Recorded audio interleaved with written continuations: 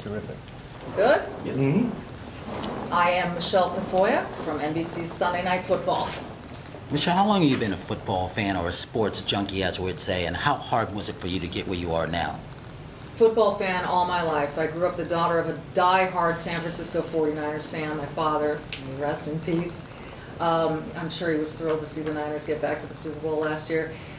As far as getting in, yeah, tough, because I started at a time when there were very few women in it, and women tended to be scrutinized far more than men, no matter what. And I mean, a guy could walk into a press conference, not know anything, but he wouldn't be looked at twice. A woman walks into a press conference, could know everything, but would be like really scrutinized. So you go through a lot, and it's a survivor's game, I think, because it'll put you through the meat grinder, some of the criticism that you get and some of the mistakes you're bound to make, and it's a matter of just saying, I know what I'm doing, just keep doing it. Did your dad live long enough to see you on the job? Yes, he did. And yes, he did. I think he was very proud and very thrilled. I know in the beginning he was always very nervous. He was one of the ones watching and thinking, don't make a mistake, please.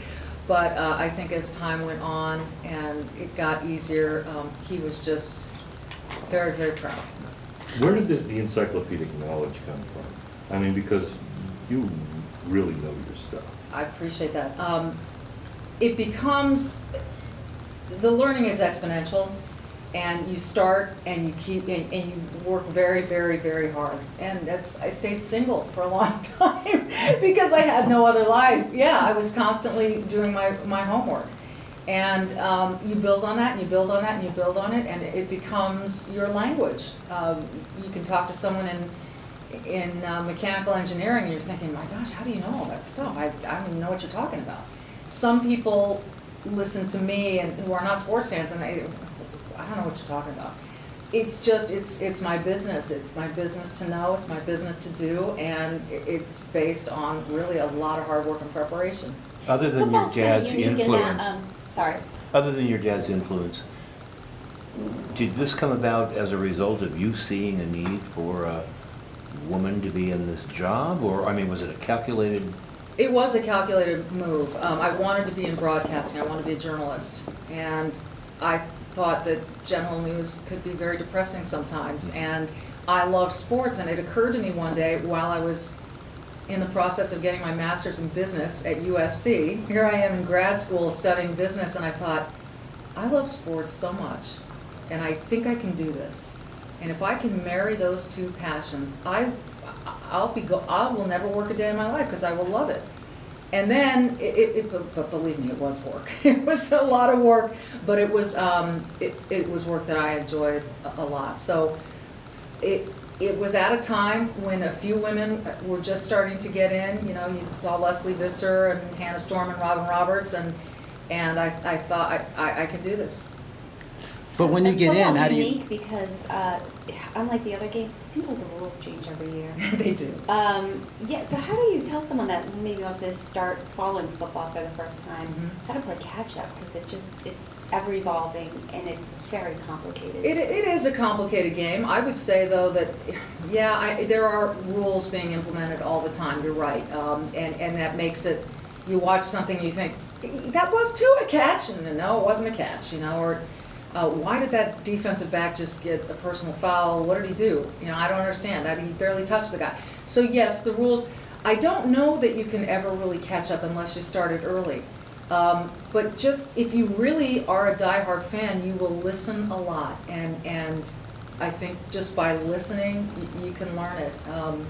The fact of the matter is the basics of the game are the same as they ever were, and I still think they're great. You got 4 downs to get 10 yards. And you want to score touchdowns. And to me, it's as simple as that. How they get there and what happens in between is, it's not irrelevant, but it's not as important. When you look at sports broadcasting, when did we leave behind the plaid jacket mentality and move into a sophistication of sports broadcasting? I think that's a really good question. I think when it became more entertainment, when people started to discover that the games were more about entertainment than they were just diehard X's and O's. I think a lot of that can be traced back to the Los Angeles Lakers, the Showtime thing. And Jerry Buss knew that, and it was right here in the heart of Hollywood, so it worked. And I think, you know, you can even go back to Joe Namath doing the shaving cream commercials, and you start to understand that these people, some of them are perfect for the entertainment world. They're perfect Hollywood figures, and so let's make the game an experience that everyone can enjoy in that way. Well, along with them becoming figures like for fun, then you also have the Aaron Hernandezes of the world, and now you're forced to cover a whole side of the news or the sports side that you didn't want to. How is that for you? And is there a trick to getting Bill Belichick to say more than one word? I've only managed to do it a couple of times, and I think I've gotten to know Belichick well over the years. If you're cutting this, I'll start that over. I've gotten to know Bill Belichick better and better every year, and I've become someone, I think that he's not any easier on me than he is on anyone else, but he knows I'm just trying to do my job, and I don't think I've ever burned him, and by saying something out of school. And so I do think ultimately it's about relationships, and those take time to cultivate, and you just have to stay with that. I'm sure that I ask him questions sometimes that he thinks, oh, what are you, stupid? Because he knows every facet, everything about this game, everything. He's kind of a savant at football, and so you could ask him something that seems, like, I really want this piece of information. He just looks at you like, but some of the negative stuff that we are forced to cover, we cover it when it's relevant to our game. And that's one nice thing about doing games and not just doing the news of the sports day to day, is that by the time your game comes up, if it's relevant, you got to cover. If it's not a story anymore, you go with what's on the field. Well, I'm afraid our time is Okay. up. Did you have a question, Brian?